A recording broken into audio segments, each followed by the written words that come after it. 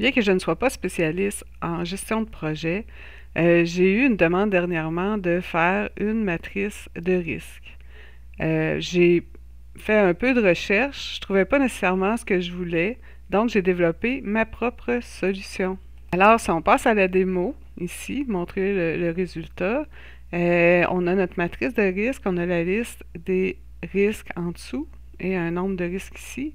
Et ma matrice, dans le fond, présente avec des couleurs là, pour démontrer peut-être la gravité du risque. On a les couleurs qui sont différentes. Ici, le vert pour tout va bien, le vert un peu plus pâle pour quelque chose qui serait peut-être un peu plus à regarder. Le jaune, on commence à tomber dans quelque chose de plus grave. L'orangé, il faut s'en occuper. Et le rouge, bien entendu, c'est la priorité.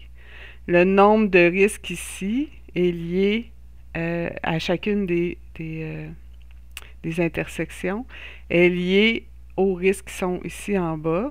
OK, donc on a des risques avec un impact sévère, bénin, etc. Et la même chose pour la probabilité. Mais si on vient ici, sévère, improbable, OK, vous voyez qui apparaît ici. Si je clique dessus, je veux voir un peu plus qu'est-ce qui est ce risque-là. Vous voyez qu'il se sélectionne en bas. Ça, c'est quelque chose qui est quand même bien. Par exemple, si on arrive et on a 300 risques à gérer, on clique sur le 1 ici, on est capable de voir quel est le risque le plus problématique. Ici, j'ai les en-têtes, vraiment les descriptions longues des risques. On pourrait aussi simplement avoir les ID, là, mais c'est la même chose là, avec les mêmes couleurs. Vous pourrez voir, vous pouvez regarder la description des impacts, des probabilités, le nombre aussi de couleurs, là, parfois, ou de niveaux. Parfois, c'est seulement 3. Ça varie. Je vais vous montrer ici. Vous voyez, j'ai fait une petite recherche matrice de risque et il y a beaucoup de démonstrations, de façons de faire. Je vais vous laisser regarder ça. Je veux vraiment vous montrer la technique et non pas vous donner un cours sur les matrices de risque. Petit rappel, prenez 2 secondes, aimez la vidéo. Bon, on a ici une page blanche.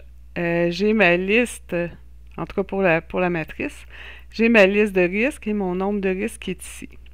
Première chose qu'on va faire, ça va être, je vais aller ici, dans ma vue de modèle, parce que, comment je vous dirais ça, une des difficultés, c'est de réussir à avoir une matrice pleine avec des zéros aux endroits qui n'existent pas. Ça fait que je me suis un peu cassé la tête. Mais je pense que la vue ici va être meilleure. J'ai trouvé une façon vraiment d'aller chercher l'ensemble des risques, de créer comme l'ensemble des possibilités entre les impacts et les probabilités et de ramener ça avec les données originales. Donc, si je vais dans modifier les données, transformer les données, qui bien sûr, c'est ouvert dans l'autre page, et que je viens ici sur liste impact, je me suis créé une petite table là, avec entrer les données, donc c'est directement ici, avec un numéro d'impact et la description de l'impact, donc léger, mineur, on a vu tantôt là, ce qu'on avait dans le tableau. J'ai aussi ma liste de probabilités, la même chose, numéro de probabilité, description de probabilité. C'est tout ce que j'ai actuellement pour faire ma matrice. On va revenir ici. Ce que j'ai fait dans un premier temps, c'est de me créer une nouvelle table calculée avec DAX pour aller chercher vraiment chacune, comment je dirais ça, chacune des lignes de ma première table avec chacune des lignes de ma seconde table. Donc, je suis allée chercher le produit cartésien. OK, c'est ce que j'ai dans mes 4 premières colonnes. Donc, tout ce qui était dans ma première liste, tout ce qui est dans ma seconde également. Donc, chaque possibilité de ce qui va se produire dans ma matrice est ici. Ensuite, je me suis fait, ici c'est ce qu'on a, la colonne risque, une clé unique pour chaque ligne. Puis pour le faire, c'est que j'ai pris le numéro de mon impact, j'ai multiplié par 10 et j'ai fait plus probabilité, numéro de probabilité, ce qui fait par exemple que 1 fois 10 plus 1 me donne 11. Ce qui permet vraiment d'avoir une clé unique pour chacune des lignes. Je vais jusqu'à 55 ici. Ça fonctionne bien en faisant x10 parce que j'ai 5 valeurs différentes. Si j'avais eu 12 ou 13 valeurs différentes, ça aurait pu être problématique. J'aurais pu faire x100 à la place, là. Ça aurait bien fonctionné, ou même faire x20. Alors ça, c'est vraiment l'ensemble des possibilités que j'ai, que je peux rencontrer au niveau de mes intersections dans ma matrice.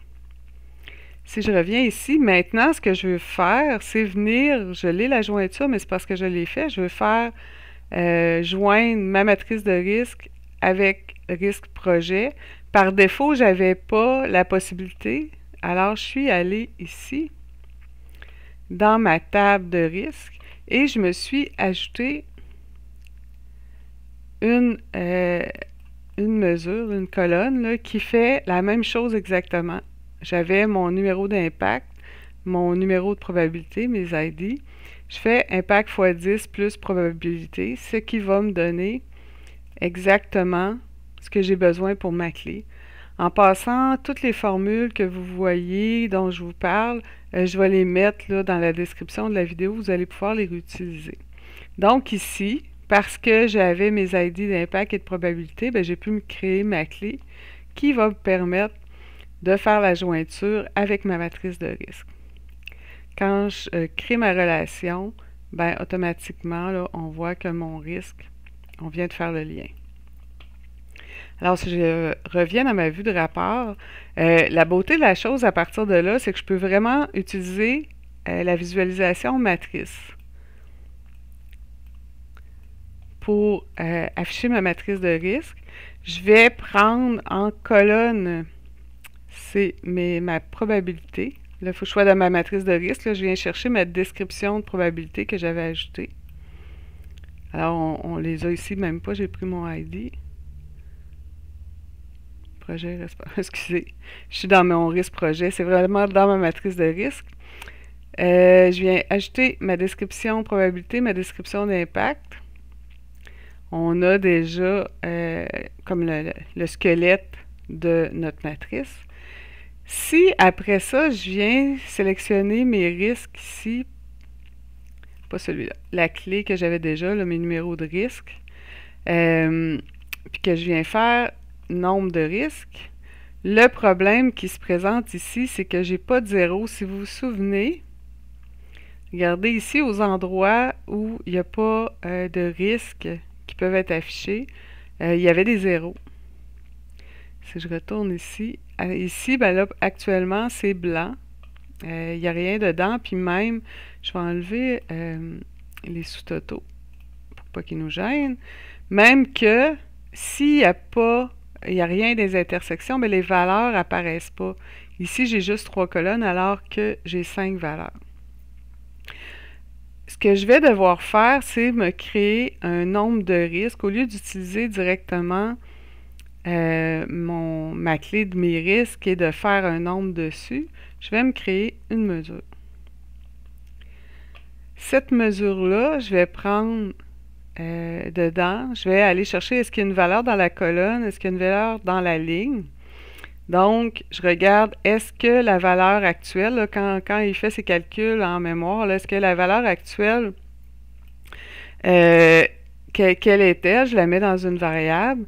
Je fais la même chose pour probabilité, donc impact et probabilité. Ensuite, je vais voir si les deux ont rien dedans, sont vides. Je vais forcer l'affichage d'un 0. Ensuite, je viens calculer mon nombre de risques et je fais mon plus. Si c'est 0, si c'est vide, force un 0 dedans. C'est très simple et c'est très efficace. Seule chose à faire attention, c'est d'aller dans la bonne table. Ici, je suis dans risque projet. Si on utilise celle de la matrice de risque, ça ne fonctionnera pas. Donc, si je viens ici, remplacer ce que j'avais mis, mon nombre ici, par nombre de risques. Vous voyez, j'ai mes zéros. J'ai même mon bon nombre de risques. Puis si je clique, j'ai déjà le fonctionnement. Il va me manquer peut-être à faire des petits changements là, au niveau de ma grille. On va changer, on va enlever le style, on va mettre aucun. On va ajouter peut-être notre quadrillage, la bordure, juste pour rendre ça un petit peu plus comme une matrice un petit peu à l'ancienne, je dirais. Sont pas nécessairement là, tous assez importantes. Là, si je fais ça comme ça, on va peut-être les voir mieux. Puis on va venir grossir, remplir là, notre pour que ça soit un petit peu plus carré, on peut venir aligner. Donc on a déjà une bonne partie, mais il faut quand même améliorer. Il nous manque nos couleurs. Pour ce faire, pour y arriver, je vais créer une autre mesure qui va me permettre de catégoriser mes risques, puis la catégorie va être associée à une couleur. Ici, encore une fois, je vais utiliser la valeur du numéro de la probabilité et du numéro du risque, mais cette fois-là, je vais dans la matrice de risque. Donc, selected value fois de probabilité fois selected value de mon impact. Ça va me donner un produit que je vais, lorsque, dans le fond, ici, il est plus grand ou égal à 1 et plus petit ou égal à 3, je vais mettre 1 dedans, puis ça, 1-là, va être associé au vert foncé. Et ensuite, je regarde, là, dans le fond, les différentes valeurs là, de ce produit-là pour venir associer les couleurs. Dernier élément que j'ai à faire, c'est que je vais venir ajouter une mise en forme conditionnelle sur l'arrière-plan de ma matrice et venir associer les couleurs. Alors ici, c'est sûr qu'on ne va pas dans le dégradé, on va aller sur Règles. On va aller chercher notre catégorie de risque et on va avoir 5 différentes conditions ici, 5 règles. Chacune va être égale parce qu'on a vraiment nos valeurs. Là, on avait de 1 à 5 là, pour les différentes couleurs. Donc 1, 2, 3, 4, 5. Attention de venir mettre nombre ici. Et il va nous rester à sélectionner nos couleurs. Je vais vous mettre aussi les couleurs, là, des fois que ça ne vous tenterait pas de chercher, ça ne veut pas dire que c'est les meilleures, c'était vraiment pour la démonstration. Mais ça peut toujours servir. Donc mon vert foncé, mon vert pâle,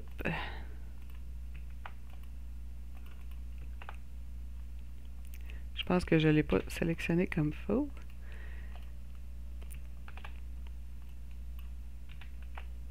Okay. Mon vert pâle, je vais aller chercher avant le prochain. Mon jaune. Mon orangé. Et mon rouge. OK? Donc, j'ai mes 5 couleurs qui sont associées à la catégorie de risque. Je fais OK là-dessus et voilà, ma matrice de risque est faite et fonctionne très bien. Elle vient filtrer ici ma liste et mon nombre de risques. Alors, c'est pas très compliqué de le faire de cette façon-là. Essayez-le, ça vaut la peine. Alors, je vous souhaite une bonne journée et à la prochaine vidéo.